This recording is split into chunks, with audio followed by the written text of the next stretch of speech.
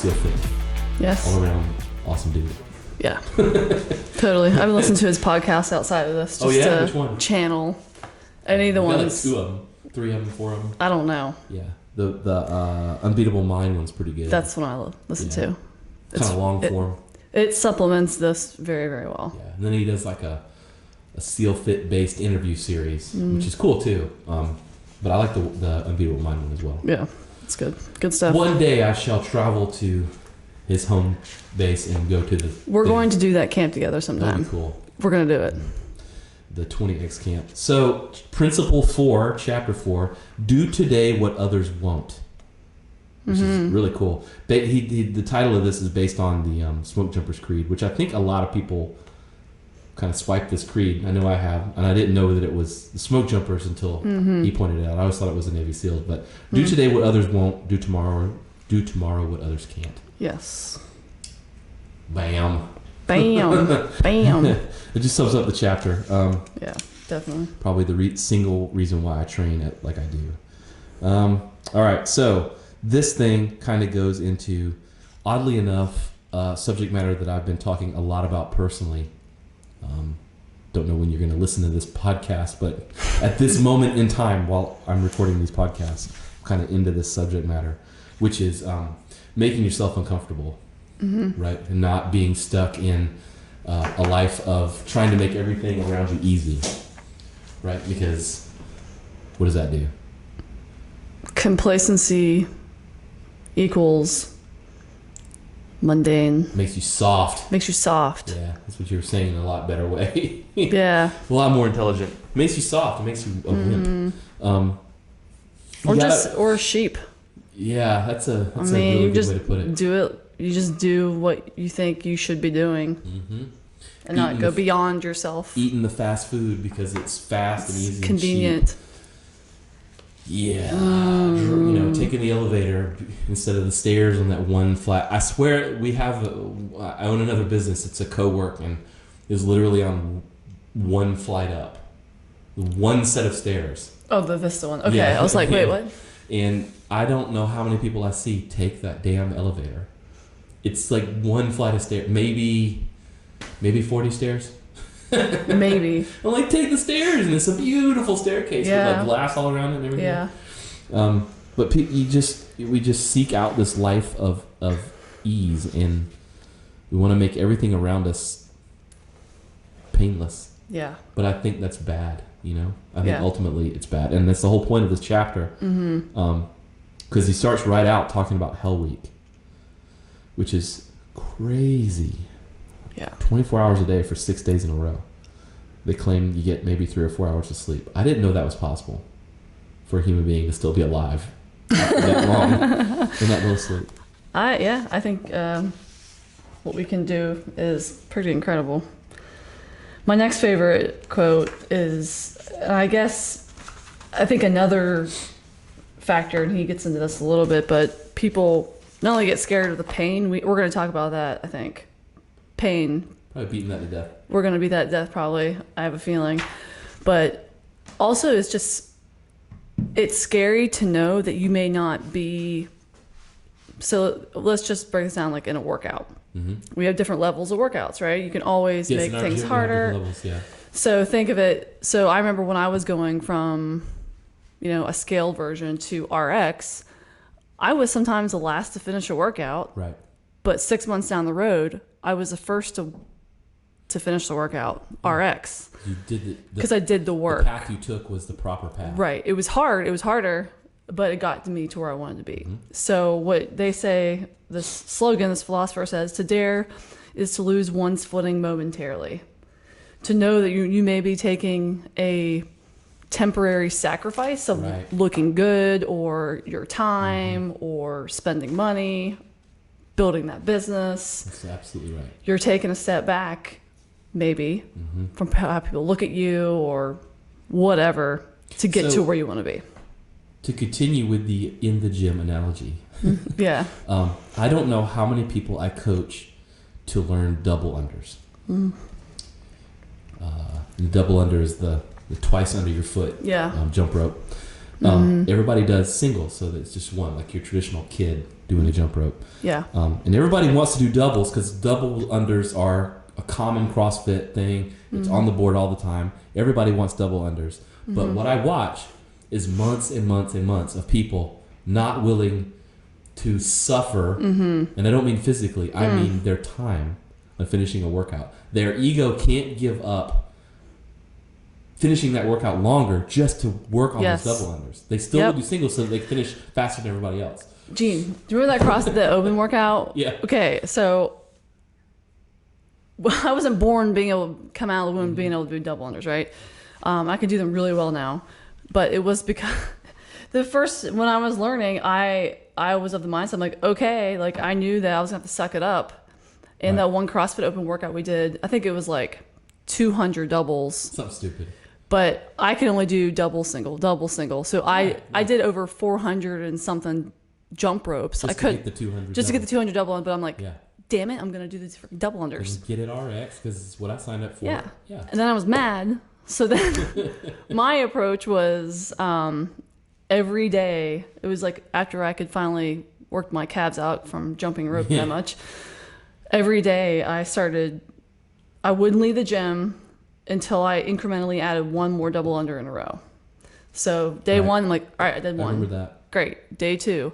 It took me about a month for me to be able to do it, but sometimes it'd take me an hour to do 10 in a row.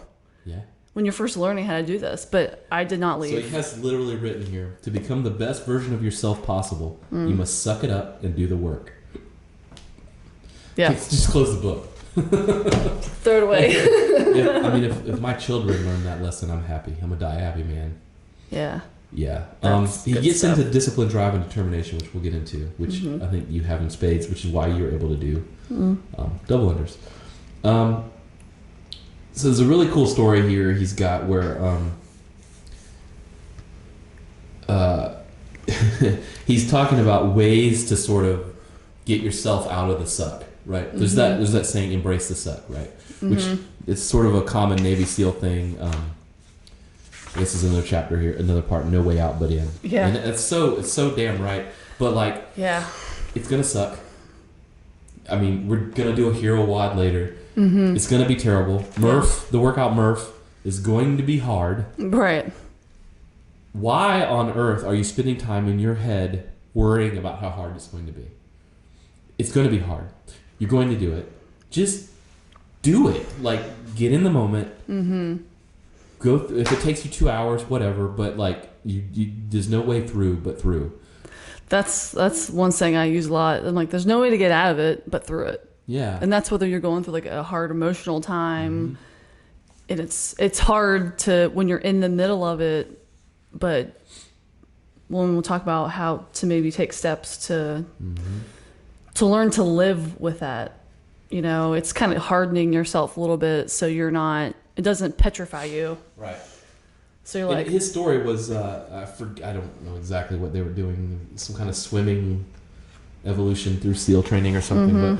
But he was like, just, you know, he's talking about he was crushing it. He was having a really easy time with it or whatever. But the guy next to him wasn't. yeah, And he was just coaching the guy. He was like, look, just you know, pretend you're on a beach in Hawaii. Yeah. You know. Yeah. And it seems weird, but I guess for him, that sort of thing doesn't work for me. Like I can't, if I'm running, you know, 5 miles, 3 miles in, I can't, you know, pretend I'm laying in a hammock somewhere. It doesn't really work for me. But Yeah. I do have things that I do. I'm sort of big on the micro goal.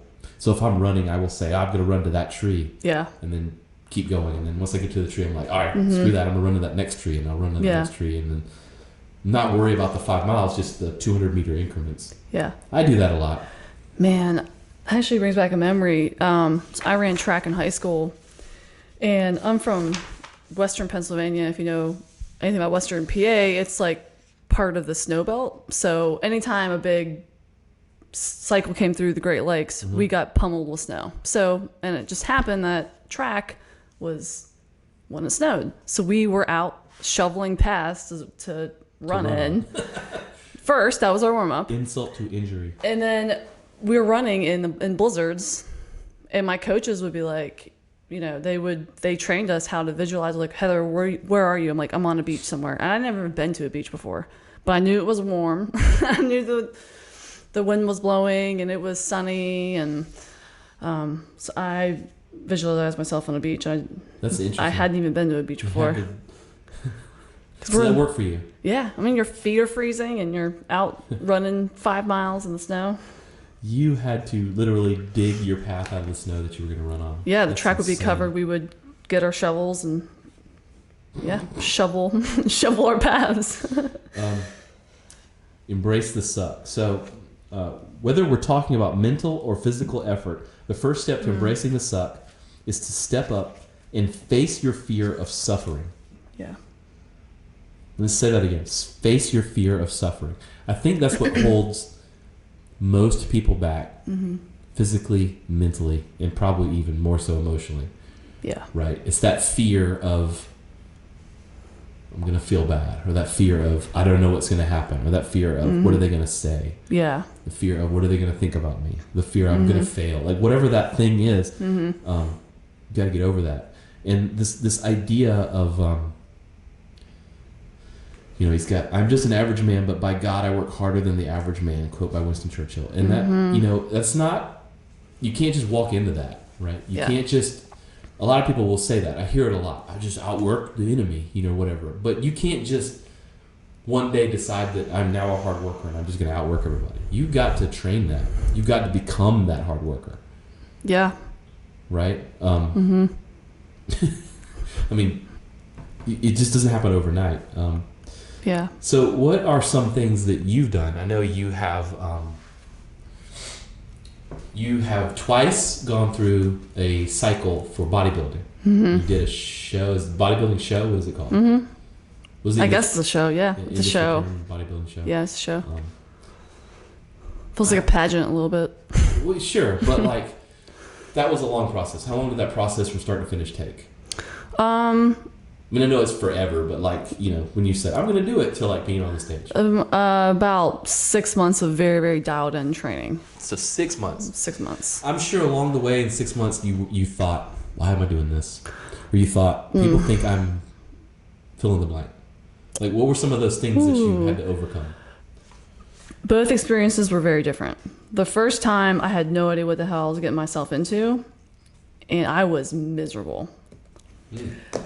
I may not have showed it to everybody, but it was awful. Like, I didn't engage in any social activities. I would go to work, eat my food at the time I needed to, work out, then go home and just sulk. I was miserable, and Eve can attest to that. It was awful. But the second time, I went into it knowing what I was going to have to go through. I had experience. I knew emotionally how it was going to feel. So, and also I was way more prepared than I was the first time. But it took planning out 6 months of weighing food, and I mean, you worked beside me at the iron yard at that time. I mean, my phone would ding and I would run to the refrigerator so I could eat my 6 ounces of fish and 4 sprigs of asparagus. And so really what you're going through at that time is like you're burning fat. You're literally cutting, which is you're depriving your body of calories, and 24/7 I'm burning and I'm hungry. Starving. I'm literally starving all the time. But I know I'm not. I'm eating enough to live. Right. So it's getting through that. Eating just enough to eating to do just what your body enough. needs to do. Exactly. But once you know what your body's doing, you have complete control of your body, and it's pretty incredible. Right. Like I did it, and a lot of people were like, they thought I was doing it for vanity reasons. And I'm like, I am not a girly girl. So my idea of fun is not putting in extensions and doing my makeup done. That's just not my idea of fun. Yeah. Throw on 30 pounds and go for a rut for 12 miles. That's what I want to do. Get into the mud.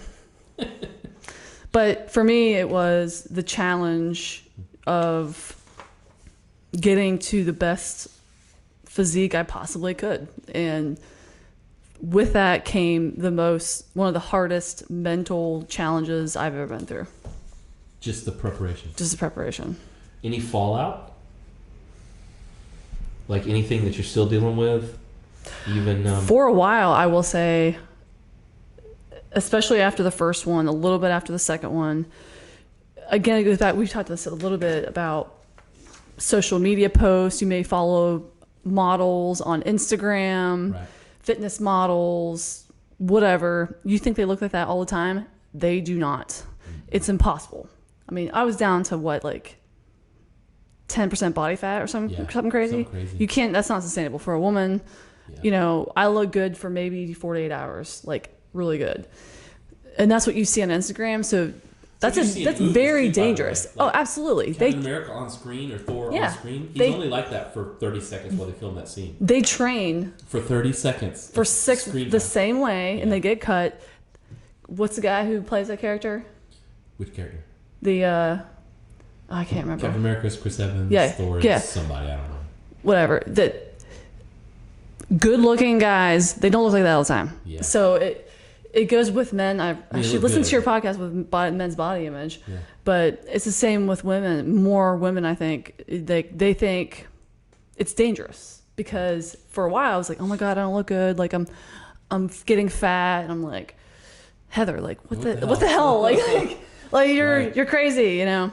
So it can be a mental struggle, and I've seen that behind the stage, talking to other women who were doing the show, like they have a really weird relationship with food. Oh, sure. And it was just it's a slippery slope with a lot of women in the industry that I've seen. Wow. Yeah. So hopefully that answered your question. It does, because it leads right into this next section here.